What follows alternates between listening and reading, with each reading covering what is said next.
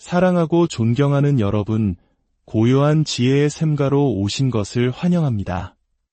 우리의 삶은 때로 예측할 수 없는 폭풍우 속을 헤매는 작은 배와 같고, 역사의 거대한 흐름 속에서 우리는 어디로 가고 있는지 알 수 없을 때가 많습니다. 하지만 성경은 창세부터 종말까지 인류를 향한 하나님의 거대하고도 섬세한 계획이 있음을 우리에게 보여줍니다. 오늘 우리는 그 장대한 이야기의 한가운데로 들어가 잠시 연기되었지만 결코 취소되지 않은 하나님의 왕국에 대한 놀라운 진실을 함께 탐구해보고자 합니다. 이 지혜의 여정에 여러분을 초대합니다. 하나님의 깊은 뜻을 함께 나누고 싶으시다면 이 채널을 구독하고 좋아요를 눌러주십시오. 여러분의 작은 관심이 진리의 말씀을 퍼뜨리는 귀한 동력이 됩니다. 주님의 은혜와 평강이 여러분의 삶에 늘 함께 하시기를 기원합니다. 태초에 하나님께서는 완벽한 세상을 창조하시고 첫사람 아담에게 그 세상을 다스릴 권한을 주셨습니다. 그것은 하나님의 뜻이 온전히 이루어지는 지상의 왕국, 바로 에덴이었습니다. 그러나 사탄의 유혹에 아담이 넘어지면서 그 통치권은 세상의 통치자인 마귀에게로 넘어가고 말았습니다. 요한복음에서 예수님께서 사탄을 이 세상의 통치자라고 부르신 것은 바로 이 때문입니다. 이때부터 인류는 죄와 고통, 죽음이 지배하는 어두운 시대 속에서 살아가게 되었습니다. 하지만 하나님께서는 실패로 끝내지 않으셨습니다. 창세기 3장 15절에서 여자의 씨를 통해 인류를 구원하고 잃어버렸던 왕국을 되찾을 것을 약속하셨습니다. 이 약속을 이루시기 위해 지금으로부터 약 4000년 전 하나님께서는 아브라함이라는 한 사람을 부르셨습니다. 그리고 그를 통해 이스라엘이라는 특별한 민족을 세우셨습니다. 하나님께서는 이 민족을 통해 팔레스타인 땅에 눈에 보이는 하나님의 왕국, 즉 신정국가를 세워 세상 모든 민족에게 당신의 지혜와 영광을 보여주고자 하셨습니다. 하나님께서는 이스라엘 백성을 이집트에서 이끌어내시고 시내산에서 율법을 주셨습니다. 이는 세상 어떤 민족도 갖지 못했던 거룩한 법이었습니다. 그러나 이스라엘 백성은 왕이 세워진 후에도 끊임없이 하나님께 불순종하고 우상을 숭배했습니다. 결국 그들은 하나님의 뜻을 이루는 데 실패했고 주전 606년경 바빌론의 느부갓네살 왕에 의해 나라는 멸망하고 백성들은 흩어지게 됩니다. 성경은 이때부터 예수 그리스도께서 다시 오셔서 왕국을 세우시기 전까지의 시대를 이방인들의 때라고 부릅니다. 다니엘서에 나오는 거대한 신상 꿈은 바로 이방인 제국들, 즉 바빌론, 메데 페르시아, 그리스, 로마가 차례로 세상을 지배할 것을 예언한 것이었습니다. 수백 년의 침묵이 흐른 후 마침내 하나님께서 움직이기 시작하셨습니다. 인간의 힘으로는 이룰 수 없는 구원의 계획을 하나님께서 직접 이루시기 위해 사람의 몸을 입고 이 땅에 오시기로 결정하신 것입니다. 가브리엘 천사가 마리아에게 나타나 전한 소식은 단순히 한 아기의 탄생 예고가 아니었습니다. 그것은 왕의 등장을 알리는 선포였습니다. 누가복음 1장 32절과 33절을 자세히 들어보십시오. 그가 크게 되고 가장 높으신 이의 아들이라 불릴 것이요 주 하나님께서 그의 조상 다윗의 왕좌를 그에게 주시리니 그가 영원토록 야곱의 집을 통치하며 그의 왕국이 무궁하리라. 천사가 전한 메시지의 핵심은 십자가가 아니라 왕좌였습니다. 그 아기는 이스라엘을 영원히 다스릴 왕, 메시아로 온다는 것이었습니다. 당시 경건한 유대인들은 바로 이 왕을 기다리고 있었습니다. 예루살렘의 시므온은 이스라엘의 위로를 기다렸고 여선지자 안나는 예루살렘의 구속을 기다리는 모든 사람에게 아기 예수에 대해 증언했습니다. 그들이 기다린 것은 고통받는 구원자가 아니라 로마의 압제에서 이스라엘을 해방시키고 다윗의 왕국을 재건할 위대한 왕이었습니다. 30년의 세월이 흐른 후 침례자 요한이 광야에 나타나 외쳤습니다. 회개하라, 하늘의 왕국이 가까이 왔느니라. 그의 메시지는 명확했습니다. 왕이 곧 오시니 그 왕을 맞이할 준비를 하라는 것이었습니다. 그리고 예수님께서 공생애를 시작하시며 선포하신 첫 메시지 역시 하늘의 왕국이 가까이 왔다는 것이었습니다. 여기서 우리는 예수님의 초림 사역의 핵심을 정확히 이해해야 합니다. 마태복음 10장에서 예수님은 12 제자를 파송하시며 놀라운 명령을 하십니다. 이방인들의 길로도 들어가지 말고 사마리아 사람들의 어떤 도시로도 들어가지 말며 오직 이스라엘의 집에 잃어버린 양들에게만 가라. 만약 예수님의 첫 번째 목적이 온 인류의 죄를 위한 십자가였다면 왜 제자들의 사역을 이스라엘에게만 국한시키셨을까요? 이는 예수님께서 우선적으로 이스라엘에게 왕국의 왕으로서 자신을 제시하고 그들이 그 왕국을 받아들일 기회를 주시기 위함이었습니다. 예수님께서 행하신 수많은 기적들, 즉 눈먼 자를 보게 하고 앉은뱅이를 일으키고 죽은 자를 살리신 것은 단순히 병을 고치는 행위가 아니었습니다. 그것은 구약 이사야서에 예언된 메시아가 오면 일어날 일들에 대한 명백한 증거, 즉 메시아의 표적이었습니다. 예수님은 이 표적들을 통해 자신이 바로 이스라엘이 기다려온 그 왕임을 증명하고 계셨던 것입니다. 그러나 이스라엘의 지도자들과 대다수의 백성은 예수님을 그들의 왕으로 받아들이지 않았습니다. 그들은 자신들의 기대를 충족시켜주지 않는 메시아를 거부하고 마침내 십자가에 못 박아버렸습니다. 요한복음 1장 11절은 이 비극을 이렇게 기록합니다. 그분께서 자신의 백성에게 오셨으나 자신의 백성이 그분을 영접하지 아니하였다. 이스라엘이 왕을 거부했기 때문에 하나님께서 그들을 통해 이 땅에 세우려 하셨던 물리적인 하늘의 왕국은 연기되었습니다. 예수님께서는 예루살렘을 보며 눈물 흘리시며 말씀하셨습니다. 너희가 주의 이름으로 오시는 이여 하고 나를 맞을 때까지는 다시는 나를 보지 못하리라. 즉 이스라엘이 민족적으로 회개하고 예수님을 메시아로 받아들일 때까지 왕국은 임하지 않을 것이라는 선언이었습니다. 그렇다면 하나님의 계획은 실패한 것일까요? 결코 그렇지 않습니다. 왕국의 연기는 새로운 시대, 즉 은혜의 시대 혹은 교회 시대의 문을 열었습니다. 이 시대에는 유대인이나 이방인의 구별 없이 누구든지 예수 그리스도의 십자가 복음을 믿음으로 구원받아 하나님의 자녀가 되고 영적인 왕국의 백성이 됩니다. 이것이 바로 오늘날 저와 여러분이 살고 있는 시대입니다. 하지만 연기된 왕국은 반드시 돌아옵니다. 성경은 교회가 휴거된 후 이 땅에 7년 대환난이라는 전무후무한 고통의 시간이 닥칠 것이라고 예언합니다. 이 환난을 통해 이스라엘은 연단받고 마침내 자신들이 십자가에 못 박았던 예수가 바로 메시아였음을 깨닫고 민족적으로 회개하게 될 것입니다. 그리고 그 환난의 끝에 예수 그리스도께서는 더 이상 초라한 목수의 모습이 아닌 만왕의 왕이요 만주의 주로서 영광 가운데 이 땅에 다시 오실 것입니다. 이것이 바로 재림입니다.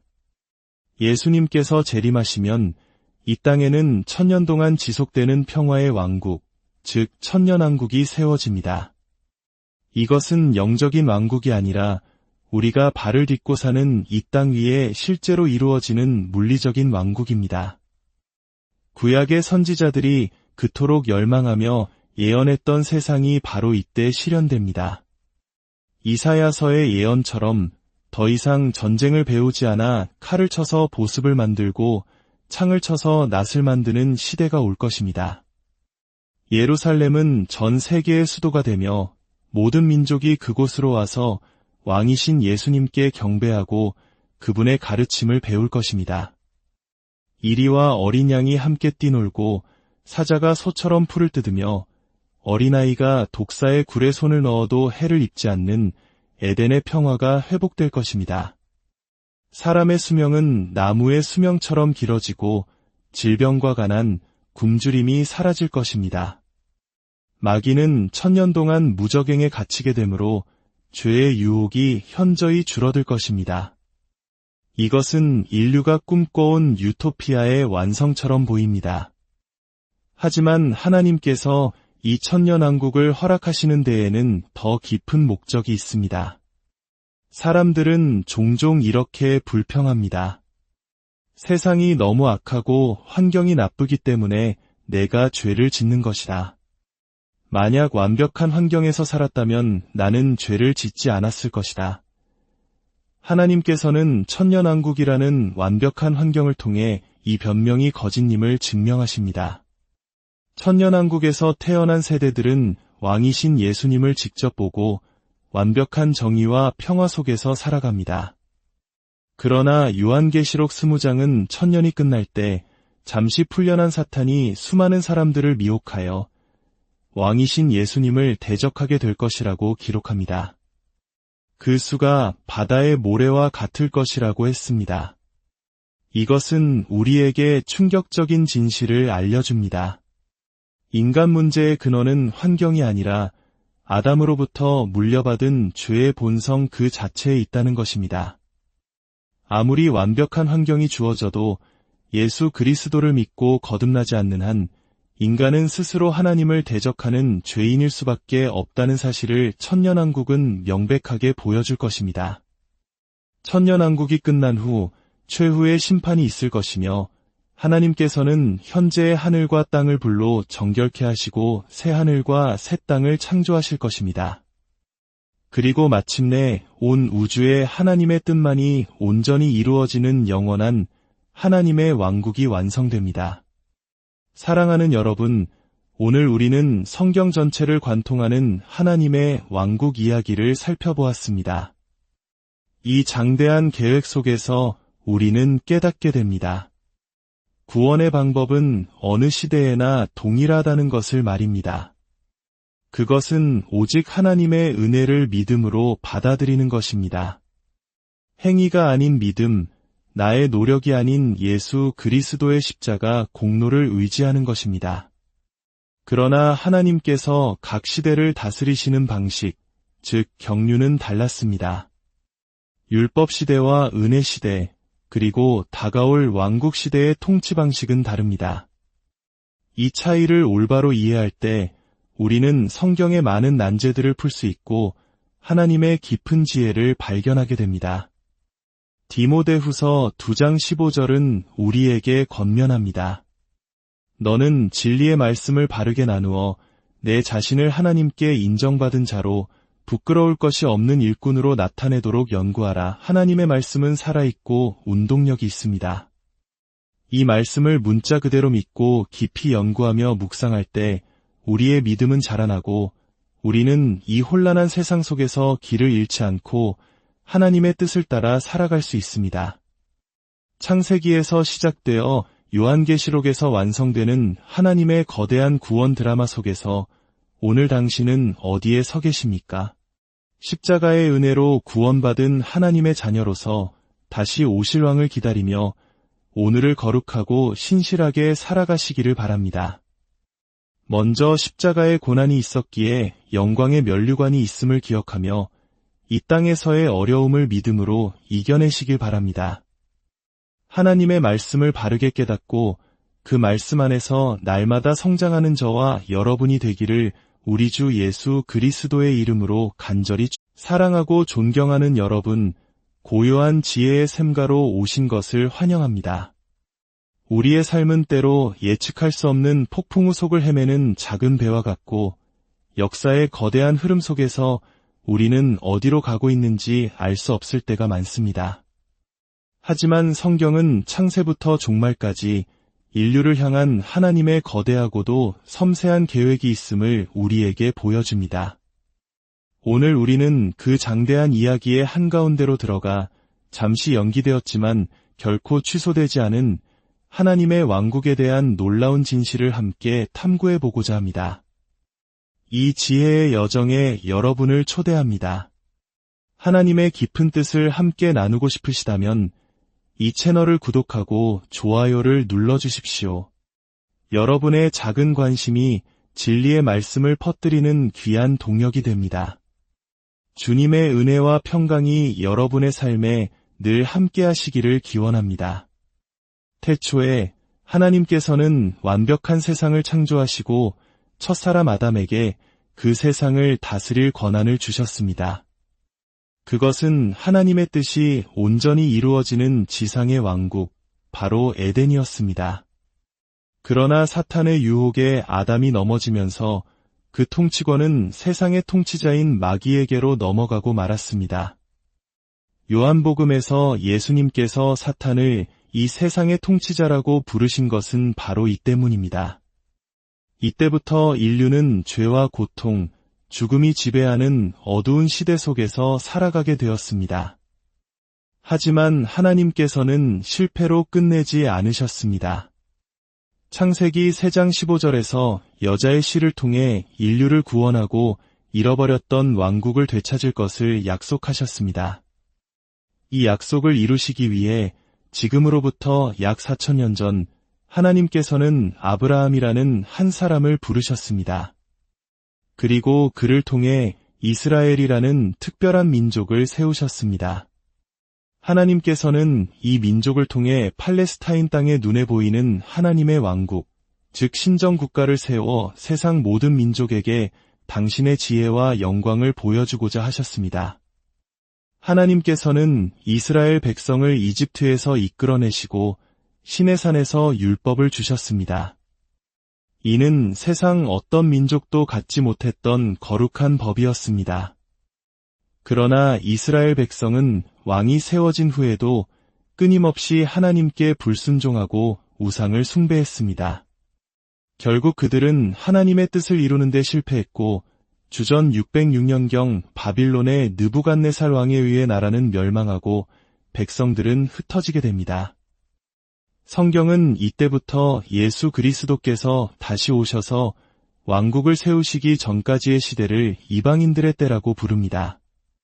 다니엘서에 나오는 거대한 신상 꿈은 바로 이방인 제국들, 즉 바빌론, 메데 페르시아, 그리스, 로마가 차례로 세상을 지배할 것을 예언한 것이었습니다.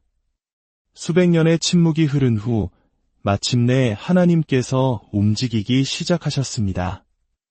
인간의 힘으로는 이룰 수 없는 구원의 계획을 하나님께서 직접 이루시기 위해 사람의 몸을 입고 이 땅에 오시기로 결정하신 것입니다. 가브리엘 천사가 마리아에게 나타나 전한 소식은 단순히 한 아기의 탄생 예고가 아니었습니다. 그것은 왕의 등장을 알리는 선포였습니다. 누가복음 1장 32절과 33절을 자세히 들어보십시오. 그가 크게 되고 가장 높으신 이의 아들이라 불릴 것이요 주 하나님께서 그의 조상 다윗의 왕좌를 그에게 주시리니 그가 영원토록 야곱의 집을 통치하며 그의 왕국이 무궁하리라. 천사가 전한 메시지의 핵심은 십자가가 아니라 왕좌였습니다. 그 아기는 이스라엘을 영원히 다스릴 왕, 메시아로 온다는 것이었습니다. 당시 경건한 유대인들은 바로 이 왕을 기다리고 있었습니다. 예루살렘의 시므온은 이스라엘의 위로를 기다렸고 여선지자 안나는 예루살렘의 구속을 기다리는 모든 사람에게 아기 예수에 대해 증언했습니다. 그들이 기다린 것은 고통받는 구원자가 아니라 로마의 압제에서 이스라엘을 해방시키고 다윗의 왕국을 재건할 위대한 왕이었습니다. 30년의 세월이 흐른 후 침례자 요한이 광야에 나타나 외쳤습니다. 회개하라, 하늘의 왕국이 가까이 왔느니라. 그의 메시지는 명확했습니다. 왕이 곧 오시니 그 왕을 맞이할 준비를 하라는 것이었습니다. 그리고 예수님께서 공생애를 시작하시며 선포하신 첫 메시지 역시 하늘의 왕국이 가까이 왔다는 것이었습니다. 여기서 우리는 예수님의 초림 사역의 핵심을 정확히 이해해야 합니다. 마태복음 10장에서 예수님은 12 제자를 파송하시며 놀라운 명령을 하십니다. 이방인들의 길로도 들어가지 말고 사마리아 사람들의 어떤 도시로도 들어가지 말며 오직 이스라엘의 집에 잃어버린 양들에게만 가라. 만약 예수님의 첫 번째 목적이 온 인류의 죄를 위한 십자가였다면 왜 제자들의 사역을 이스라엘에게만 국한시키셨을까요? 이는 예수님께서 우선적으로 이스라엘에게 왕국의 왕으로서 자신을 제시하고 그들이 그 왕국을 받아들일 기회를 주시기 위함이었습니다. 예수님께서 행하신 수많은 기적들, 즉 눈먼 자를 보게 하고 앉은뱅이를 일으키고 죽은 자를 살리신 것은 단순히 병을 고치는 행위가 아니었습니다. 그것은 구약 이사야서에 예언된 메시아가 오면 일어날 일들에 대한 명백한 증거, 즉 메시아의 표적이었습니다. 예수님은 이 표적들을 통해 자신이 바로 이스라엘이 기다려온 그 왕임을 증명하고 계셨던 것입니다. 그러나 이스라엘의 지도자들과 대다수의 백성은 예수님을 그들의 왕으로 받아들이지 않았습니다. 그들은 자신들의 기대를 충족시켜주지 않는 메시아를 거부하고 마침내 십자가에 못 박아버렸습니다. 요한복음 1장 11절은 이 비극을 이렇게 기록합니다. 그분께서 자신의 백성에게 오셨으나 자신의 백성이 그분을 영접하지 아니하였다. 이스라엘이 왕을 거부했기 때문에 하나님께서 그들을 통해 이 땅에 세우려 하셨던 물리적인 하늘의 왕국은 연기되었습니다. 예수님께서는 예루살렘을 보며 눈물 흘리시며 말씀하셨습니다. 너희가 주의 이름으로 오시는 이여 하고 나를 맞을 때까지는 다시는 나를 보지 못하리라. 즉 이스라엘이 민족적으로 회개하고 예수님을 메시아로 받아들일 때까지 왕국은 임하지 않을 것이라는 선언이었습니다. 그렇다면 하나님의 계획은 실패한 것일까요? 결코 그렇지 않습니다. 왕국의 연기는 새로운 시대, 즉 은혜의 시대 혹은 교회 시대의 문을 열었습니다. 이 시대에는 유대인이나 이방인의 구별 없이 누구든지 예수 그리스도의 십자가 복음을 믿음으로 구원받아 하나님의 자녀가 되고 영적인 왕국의 백성이 됩니다. 이것이 바로 오늘날 저와 여러분이 살고 있는 시대입니다. 하지만 연기된 왕국은 반드시 돌아옵니다.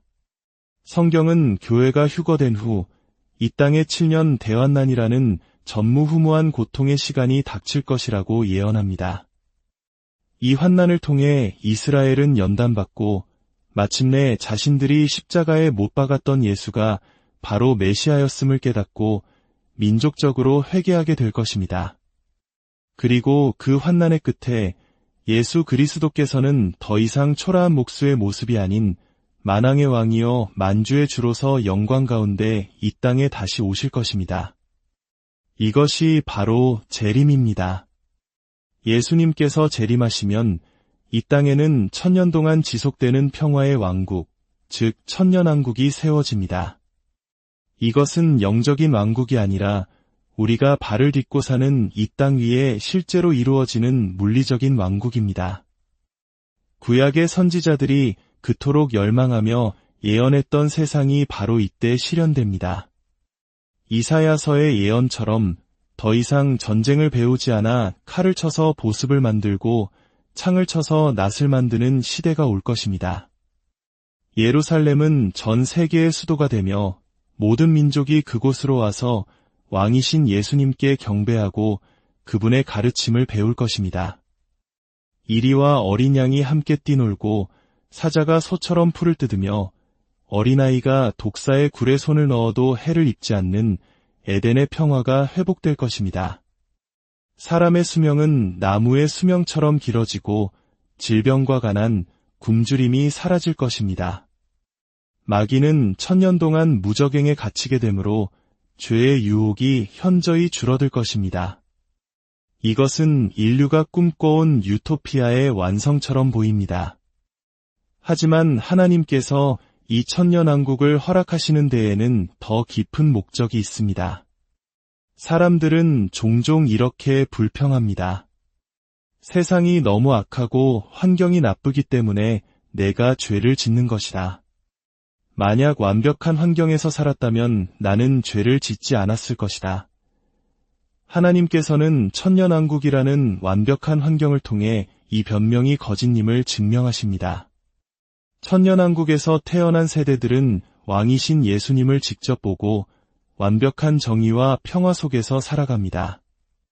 그러나 요한계시록 20장은 천년이 끝날 때 잠시 풀려난 사탄이 수많은 사람들을 미혹하여 왕이신 예수님을 대적하게 될 것이라고 기록합니다.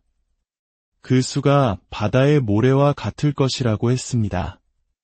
이것은 우리에게 충격적인 진실을 알려줍니다. 인간 문제의 근원은 환경이 아니라 아담으로부터 물려받은 죄의 본성 그 자체에 있다는 것입니다.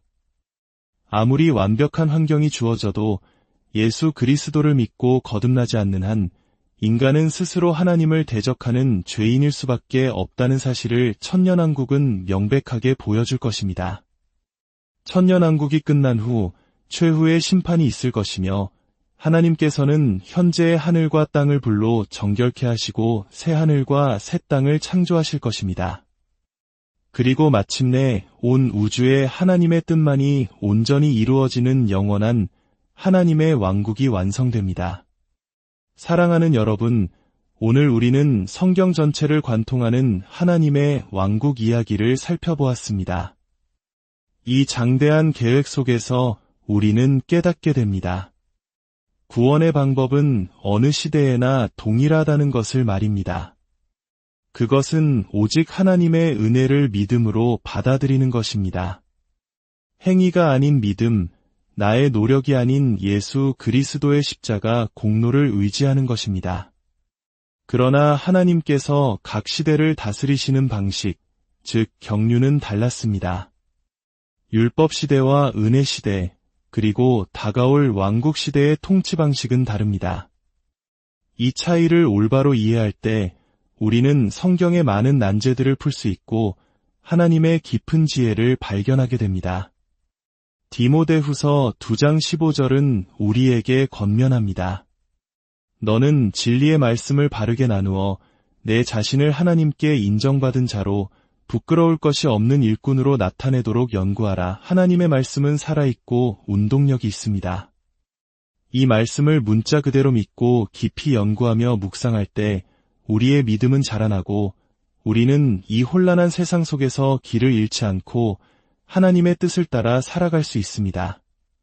창세기에서 시작되어 요한계시록에서 완성되는 하나님의 거대한 구원 드라마 속에서 오늘 당신은 어디에 서 계십니까?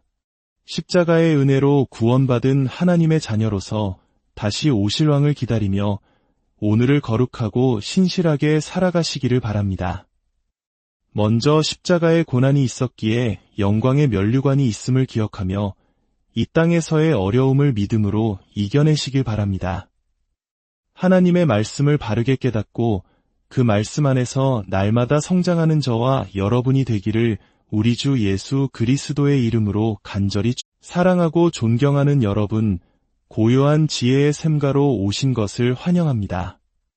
우리의 삶은 때로 예측할 수 없는 폭풍우 속을 헤매는 작은 배와 같고 역사의 거대한 흐름 속에서 우리는 어디로 가고 있는지 알 수 없을 때가 많습니다.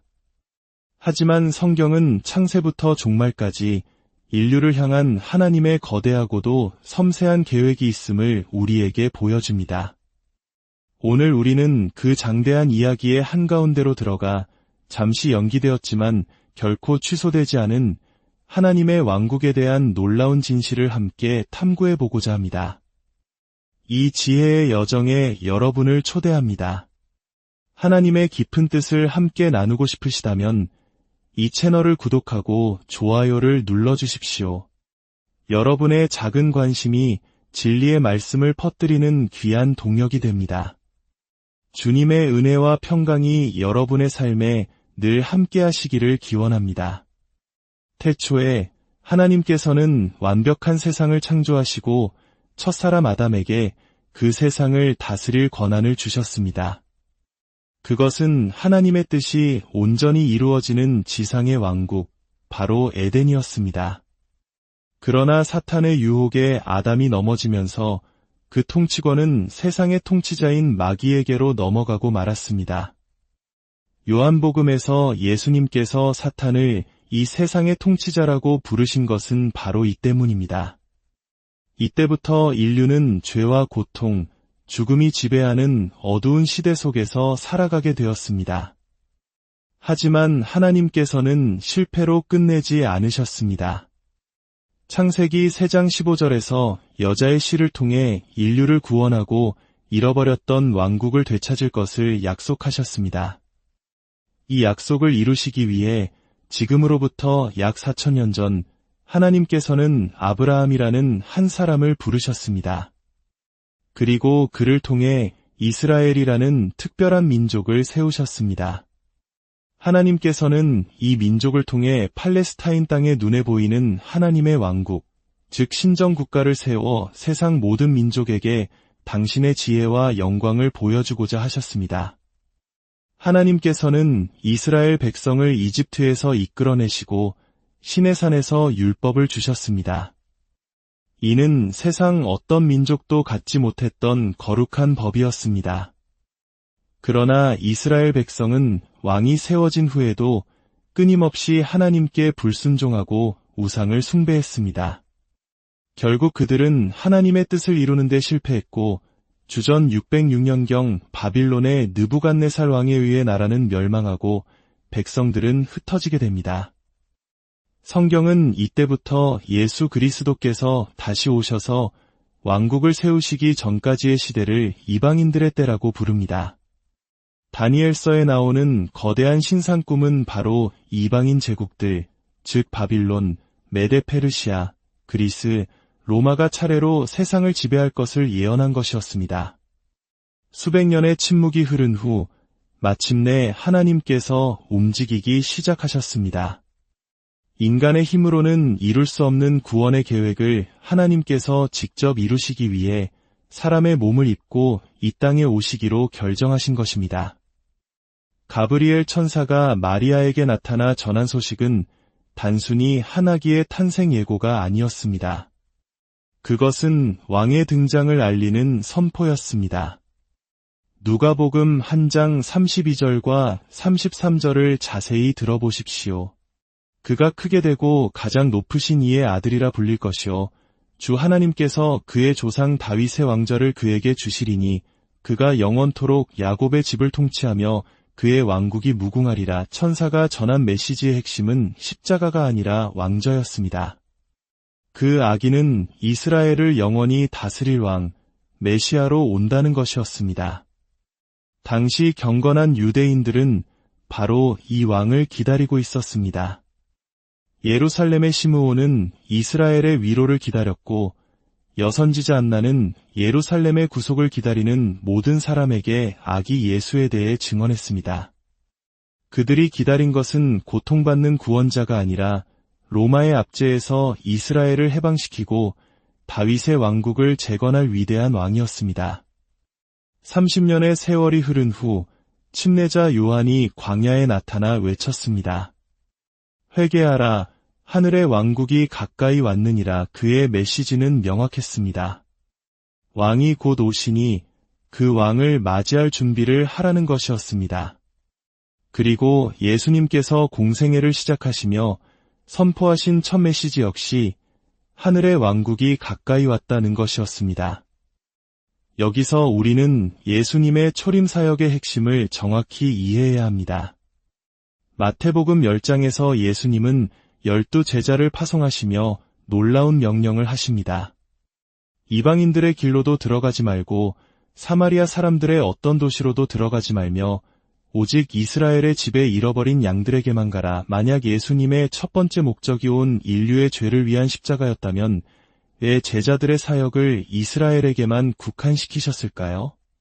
이는 예수님께서 우선적으로 이스라엘에게 왕국의 왕으로서 자신을 제시하고 그들이 그 왕국을 받아들일 기회를 주시기 위함이었습니다.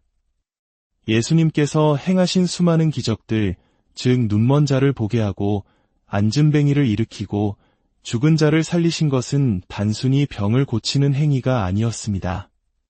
그것은 구약 이사야서에 예언된 메시아가 오면 일어날 일들에 대한 명백한 증거, 즉 메시아의 표적이었습니다. 예수님은 이 표적들을 통해 자신이 바로 이스라엘이 기다려온 그 왕임을 증명하고 계셨던 것입니다. 그러나 이스라엘의 지도자들과 대다수의 백성은 예수님을 그들의 왕으로 받아들이지 않았습니다. 그들은 자신들의 기대를 충족시켜주지 않는 메시아를 거부하고 마침내 십자가에 못 박아버렸습니다. 요한복음 1장 11절은 이 비극을 이렇게 기록합니다. 그분께서 자신의 백성에게 오셨으나 자신의 백성이 그분을 영접하지 아니하였다.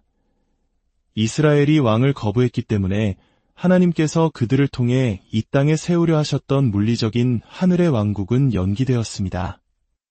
예수님께서는 예루살렘을 보며 눈물 흘리시며 말씀하셨습니다. 너희가 주의 이름으로 오시는 이여 하고 나를 맞을 때까지는 다시는 나를 보지 못하리라. 즉 이스라엘이 민족적으로 회개하고 예수님을 메시아로 받아들일 때까지 왕국은 임하지 않을 것이라는 선언이었습니다. 그렇다면 하나님의 계획은 실패한 것일까요? 결코 그렇지 않습니다. 왕국의 연기는 새로운 시대, 즉 은혜의 시대 혹은 교회 시대의 문을 열었습니다. 이 시대에는 유대인이나 이방인의 구별 없이 누구든지 예수 그리스도의 십자가 복음을 믿음으로 구원받아 하나님의 자녀가 되고 영적인 왕국의 백성이 됩니다. 이것이 바로 오늘날 저와 여러분이 살고 있는 시대입니다. 하지만 연기된 왕국은 반드시 돌아옵니다. 성경은 교회가 휴거된 후 이 땅에 7년 대환난이라는 전무후무한 고통의 시간이 닥칠 것이라고 예언합니다. 이 환난을 통해 이스라엘은 연단받고 마침내 자신들이 십자가에 못 박았던 예수가 바로 메시아였음을 깨닫고 민족적으로 회개하게 될 것입니다. 그리고 그 환난의 끝에 예수 그리스도께서는 더 이상 초라한 목수의 모습이 아닌 만왕의 왕이요 만주의 주로서 영광 가운데 이 땅에 다시 오실 것입니다. 이것이 바로 재림입니다. 예수님께서 재림하시면 이 땅에는 1000년 동안 지속되는 평화의 왕국, 즉 천년왕국이 세워집니다. 이것은 영적인 왕국이 아니라 우리가 발을 딛고 사는 이 땅 위에 실제로 이루어지는 물리적인 왕국입니다.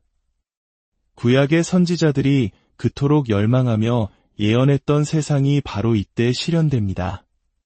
이사야서의 예언처럼 더 이상 전쟁을 배우지 않아 칼을 쳐서 보습을 만들고 창을 쳐서 낫을 만드는 시대가 올 것입니다. 예루살렘은 전 세계의 수도가 되며 모든 민족이 그곳으로 와서 왕이신 예수님께 경배하고 그분의 가르침을 배울 것입니다. 이리와 어린 양이 함께 뛰놀고 사자가 소처럼 풀을 뜯으며 어린아이가 독사의 굴에 손을 넣어도 해를 입지 않는 에덴의 평화가 회복될 것입니다. 사람의 수명은 나무의 수명처럼 길어지고 질병과 가난, 굶주림이 사라질 것입니다. 마귀는 1000년 동안 무적행에 갇히게 되므로 죄의 유혹이 현저히 줄어들 것입니다. 이것은 인류가 꿈꿔온 유토피아의 완성처럼 보입니다.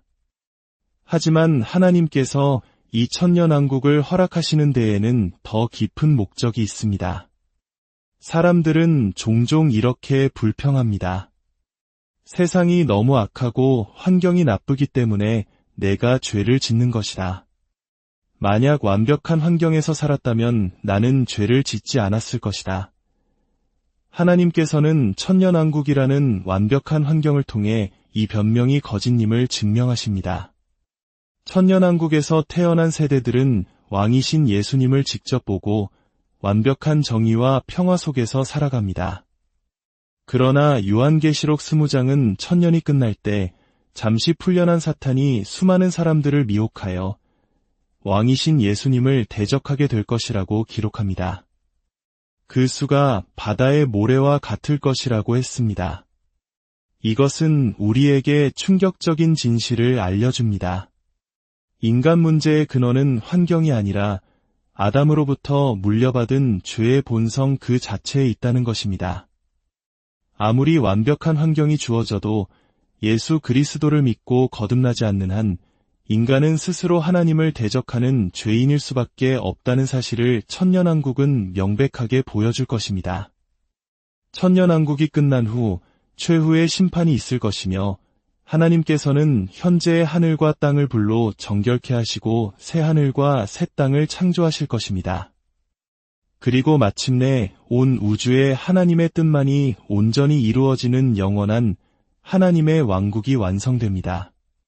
사랑하는 여러분, 오늘 우리는 성경 전체를 관통하는 하나님의 왕국 이야기를 살펴보았습니다. 이 장대한 계획 속에서 우리는 깨닫게 됩니다. 구원의 방법은 어느 시대에나 동일하다는 것을 말입니다. 그것은 오직 하나님의 은혜를 믿음으로 받아들이는 것입니다. 행위가 아닌 믿음, 나의 노력이 아닌 예수 그리스도의 십자가 공로를 의지하는 것입니다. 그러나 하나님께서 각 시대를 다스리시는 방식, 즉 경륜은 달랐습니다. 율법 시대와 은혜 시대, 그리고 다가올 왕국 시대의 통치 방식은 다릅니다. 이 차이를 올바로 이해할 때 우리는 성경의 많은 난제들을 풀 수 있고 하나님의 깊은 지혜를 발견하게 됩니다. 디모데후서 2장 15절은 우리에게 권면합니다. 너는 진리의 말씀을 바르게 나누어 내 자신을 하나님께 인정받은 자로 부끄러울 것이 없는 일꾼으로 나타내도록 연구하라. 하나님의 말씀은 살아있고 운동력이 있습니다. 이 말씀을 문자 그대로 믿고 깊이 연구하며 묵상할 때 우리의 믿음은 자라나고 우리는 이 혼란한 세상 속에서 길을 잃지 않고 하나님의 뜻을 따라 살아갈 수 있습니다. 창세기에서 시작되어 요한계시록에서 완성되는 하나님의 거대한 구원 드라마 속에서 오늘 당신은 어디에 서 계십니까? 십자가의 은혜로 구원받은 하나님의 자녀로서 다시 오실 왕을 기다리며 오늘을 거룩하고 신실하게 살아가시기를 바랍니다.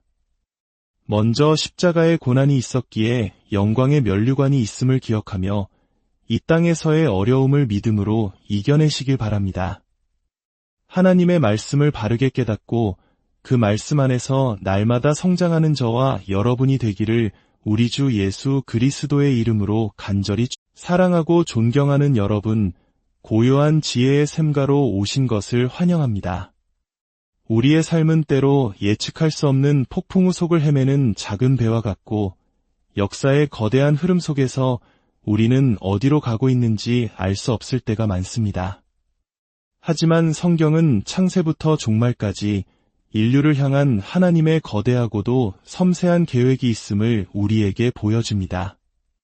오늘 우리는 그 장대한 이야기의 한가운데로 들어가 잠시 연기되었지만 결코 취소되지 않은 하나님의 왕국에 대한 놀라운 진실을 함께 탐구해보고자 합니다. 이 지혜의 여정에 여러분을 초대합니다. 하나님의 깊은 뜻을 함께 나누고 싶으시다면 이 채널을 구독하고 좋아요를 눌러주십시오. 여러분의 작은 관심이 진리의 말씀을 퍼뜨리는 귀한 동력이 됩니다. 주님의 은혜와 평강이 여러분의 삶에 늘 함께 하시기를 기원합니다.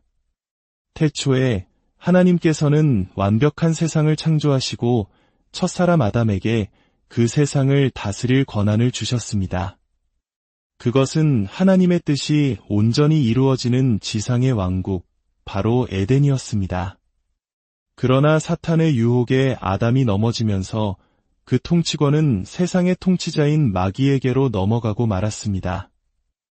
요한복음에서 예수님께서 사탄을 이 세상의 통치자라고 부르신 것은 바로 이 때문입니다.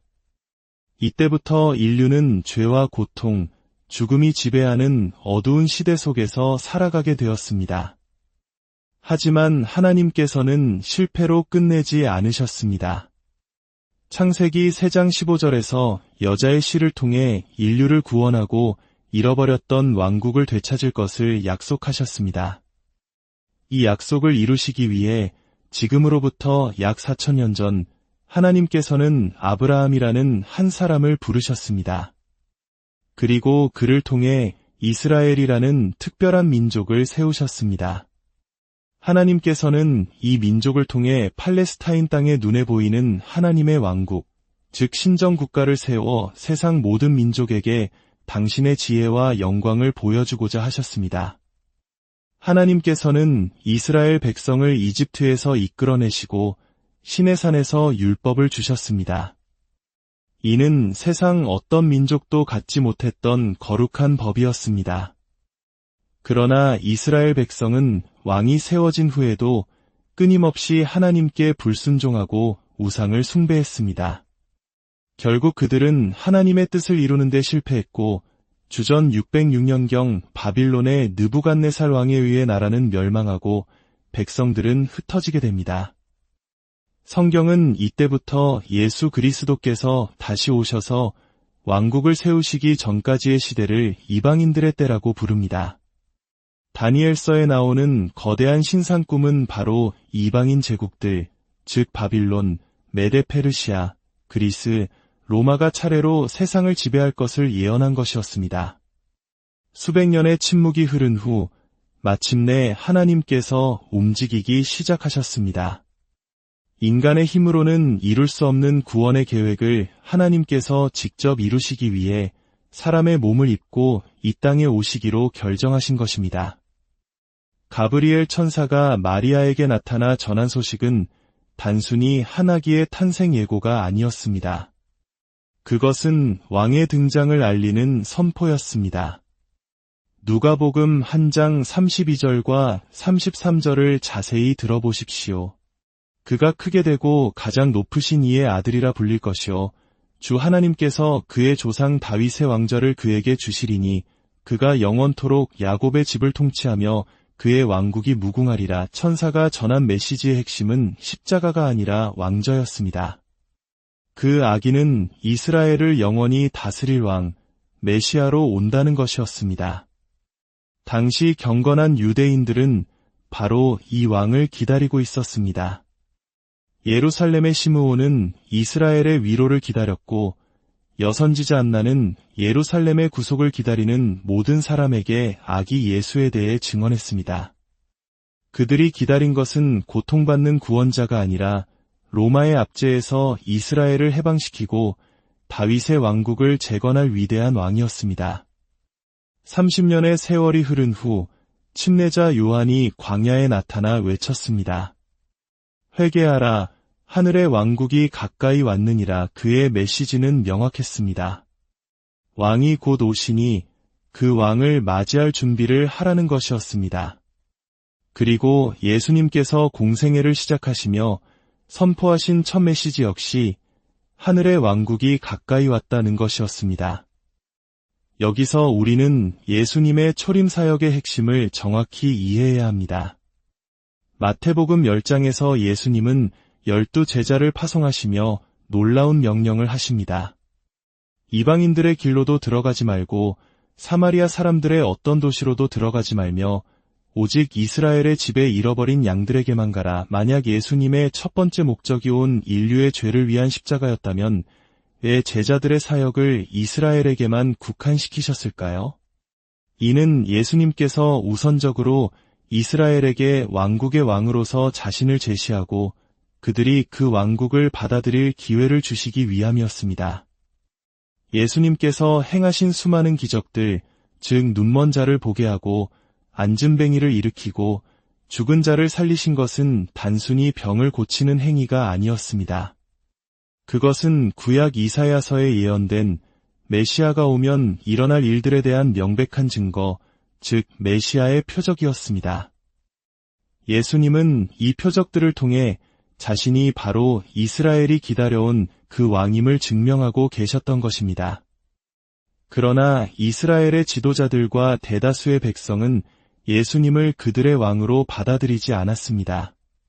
그들은 자신들의 기대를 충족시켜주지 않는 메시아를 거부하고 마침내 십자가에 못 박아버렸습니다.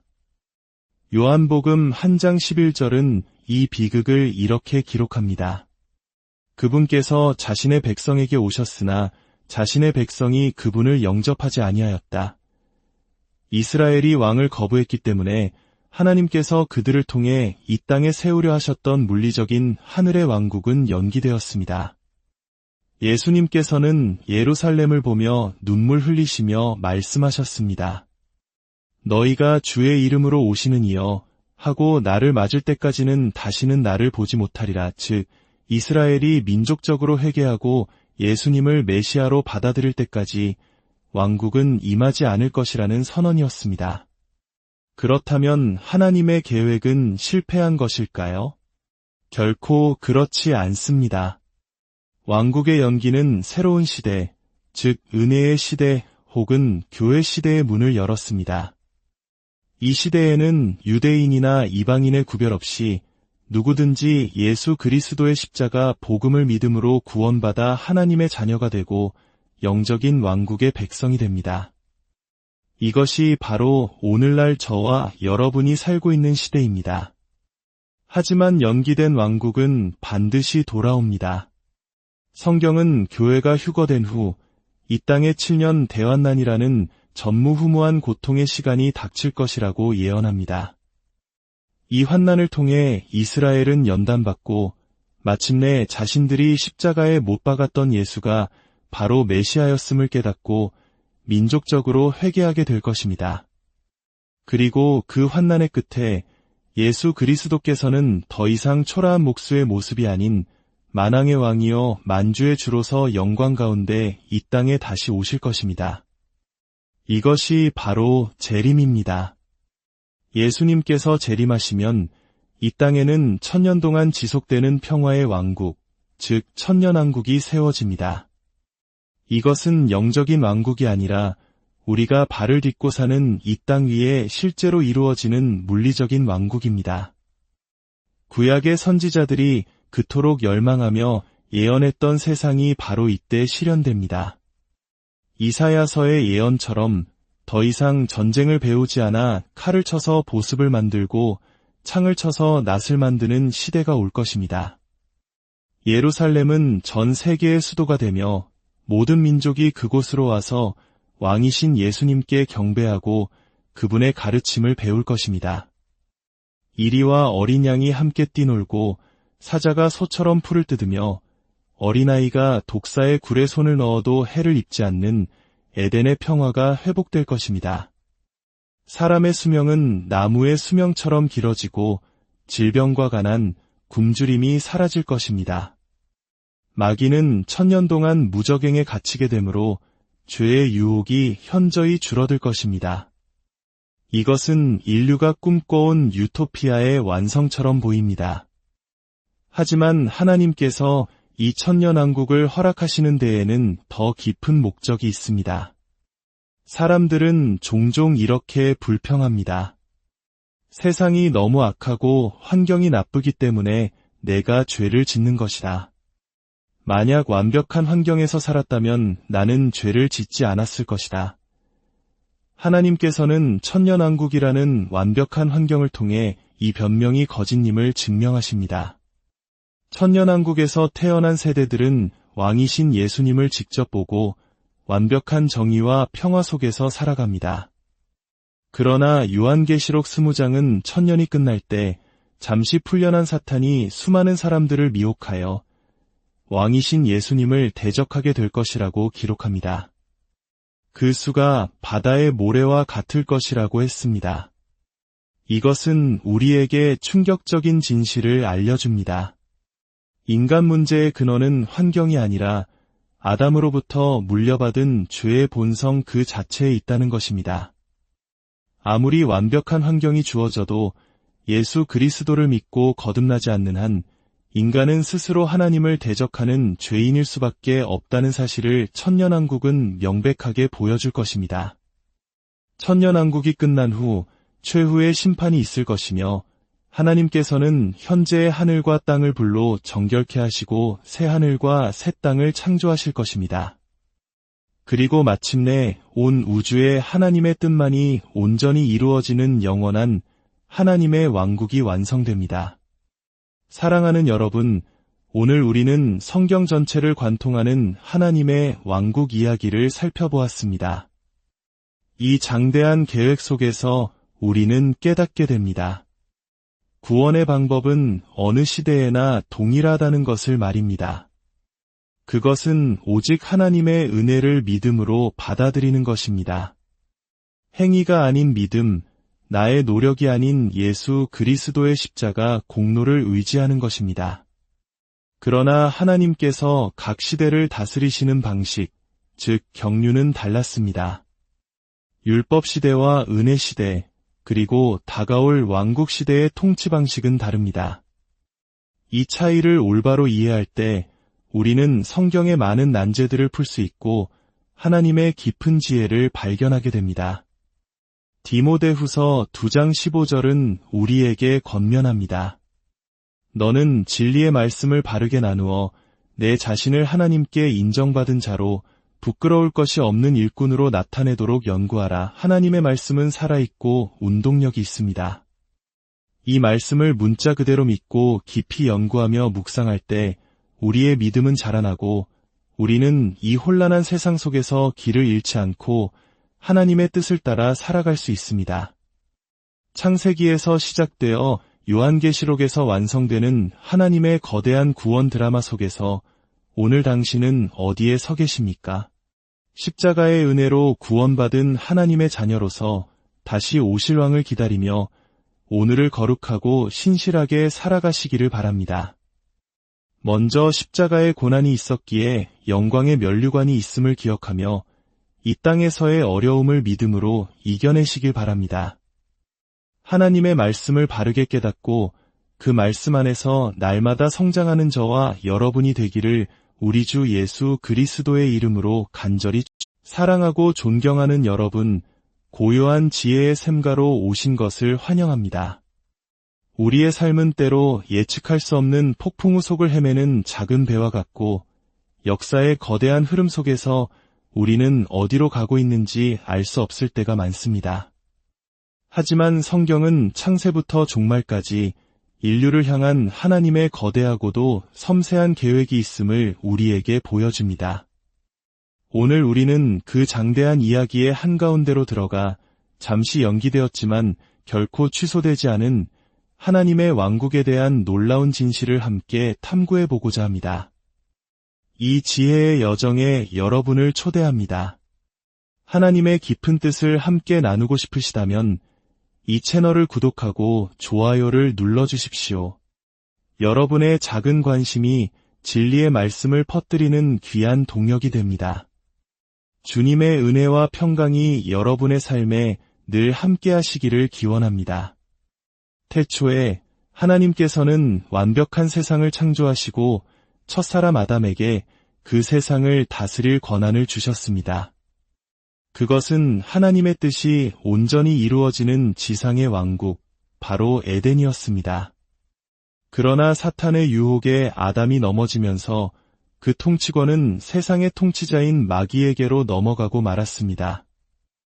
요한복음에서 예수님께서 사탄을 이 세상의 통치자라고 부르신 것은 바로 이 때문입니다. 이때부터 인류는 죄와 고통, 죽음이 지배하는 어두운 시대 속에서 살아가게 되었습니다. 하지만 하나님께서는 실패로 끝내지 않으셨습니다. 창세기 3장 15절에서 여자의 씨를 통해 인류를 구원하고 잃어버렸던 왕국을 되찾을 것을 약속하셨습니다. 이 약속을 이루시기 위해 지금으로부터 약 4000년 전 하나님께서는 아브라함이라는 한 사람을 부르셨습니다.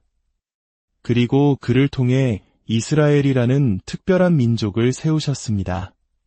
하나님께서는 이 민족을 통해 팔레스타인 땅에 눈에 보이는 하나님의 왕국, 즉 신정국가를 세워 세상 모든 민족에게 당신의 지혜와 영광을 보여주고자 하셨습니다.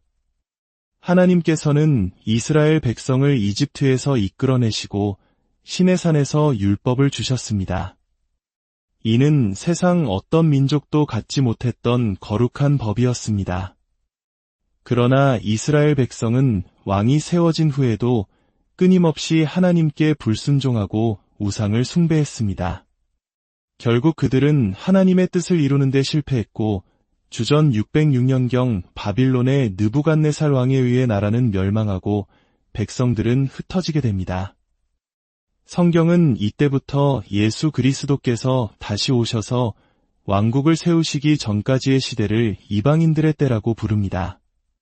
다니엘서에 나오는 거대한 신상 꿈은 바로 이방인 제국들, 즉 바빌론, 메데 페르시아, 그리스, 로마가 차례로 세상을 지배할 것을 예언한 것이었습니다. 수백 년의 침묵이 흐른 후 마침내 한